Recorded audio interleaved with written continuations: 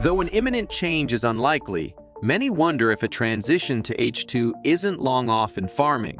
The farming industry as a whole is facing considerable pressure to reduce its carbon emissions, and hydrogen fuel has been making its way into the spotlight as a promising solution. Many experts believe that H2 will be key to the farming industry's ability to reach net zero targets. Hydrogen fuel could be particularly useful in decarbonizing farm machinery, according to Dr. Vivek Konchari, nanomaterials specialist and space station engineer.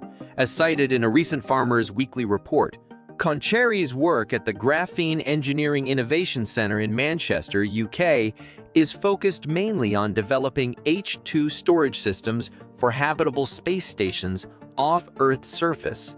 Though lunar habitats and orbiting space stations are hardly the same as a farm field, the principles of powering heavy equipment are the same.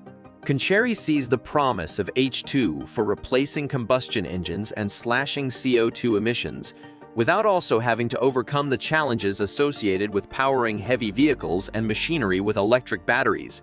Konchari views the farming industry as an ideal opportunity to pilot technologies he intends to use in projects headed for space. He pointed out that hydrogen is among the most abundant chemical elements in the universe and comprises about 75% of the universe's mass. Among the primary challenges of transitioning to hydrogen fuel will be retrofitting equipment and sourcing H2. As H2 has yet to be a mainstream source of energy in vehicles, sourcing and containing it remains a barrier to its widespread adoption in many industries, including farming. The technology to operate H2-powered machinery and vehicles already exists. The key now is the development of systems for retrofitting farm machinery such as tractors, implementing infrastructure to distribute and store H2, and keeping its price down. There are tractor manufacturers I've spoken to that tried hydrogen maybe 10 years ago, and the problem was not to do with making the tractor, or even the associated prices for farmers, said Konchari while describing challenges to adopting H2 in the farming industry.